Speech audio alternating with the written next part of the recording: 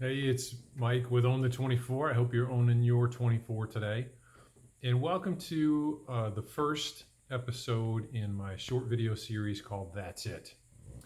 In the intro, I explained the name That's It. And really, the intention for this video series is to just talk about some things that may reignite the fire, reignite the passion for life, trying to maybe scan a little bit and find out what it is that lights us up, or maybe more importantly, what used to light us up.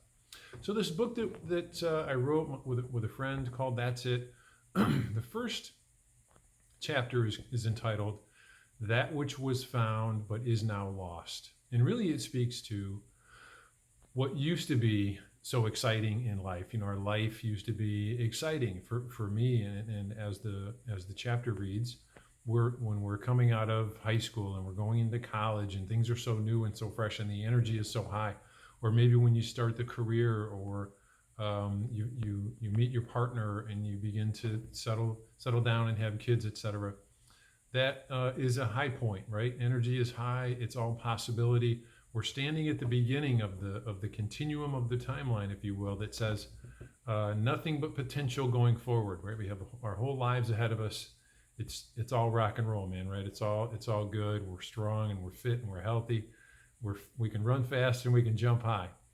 But as we get on along that timeline, along that lifeline, as is so often the case and happens to so many of us, it ends up being sort of overly familiar. I don't want to use the term boring, but maybe where we're settling into our groove, we're settling into our job. Maybe in my case, early in my career, it was a rapid ascension. It was promotion after promotion. It's just how it worked for me, how it went for me, and then it went flat, as it would have to. I mean, how can you just continue to rise? Through the career ranks, there has to be a place that you stop or that flattens out. At least in the career I was in, and then it starts to flatten out, and it's really become a cliche. Call it midlife crisis, call it whatever. But that is a natural thing that happens. We get as we quote.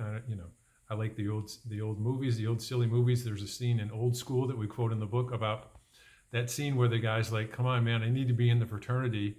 My kids, my job, my life. Every day is exactly the same. I golf on Sundays, but I hate golf." So people are looking for the thrill. They're looking for the passion. I don't mean thrill in an irresponsible way, but something to be excited about. For me, back in the day, it was motorcycles. It was street bikes.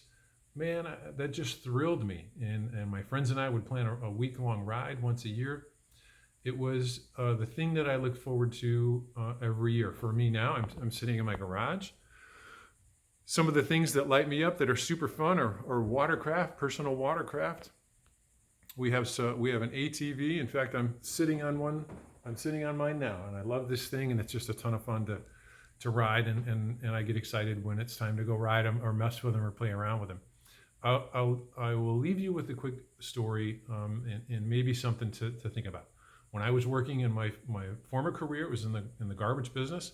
We would do our budgeting meetings, and I would call managers in from every department in at different points of my career, different divisions. They would run different divisions, and I would bring them in. And it was really kind of a social science experiment. I'm just having fun with it. We were in the development of the book. And for example, the maintenance guy would come in and he'd sit down. His name was Dave. And I'd say, "Dave," and I had my little iPod player. I'd say, "Dave, what kind of music you like?" And they thought it was going to be this stuffy budgeting meeting. What kind of music you like? What do you mean? So I'd tell him, "I don't know, tell me what you like." "Well, I used to like classic rock." So I had and still have an expansive music collection.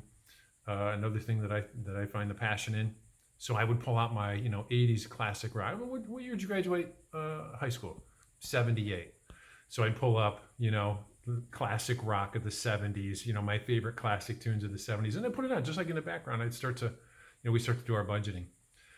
We had a little projector up on the wall, and what's with the numbers, and some tune would come on. I don't know, Steppenwolf's Magic Carpet Ride or something, and to a person, but in this example, Dave would be like, "Wow!" Like he'd stop and he'd go, "Wow, I haven't heard this song in 30 years." And I used to have Red Camaro. Man, we used to listen to this song. We used to drive around. I mean, it took that guy back, and you could just see the passion that was bubbling up. Next thing you know, we start bullshitting about something and forgot about budgeting.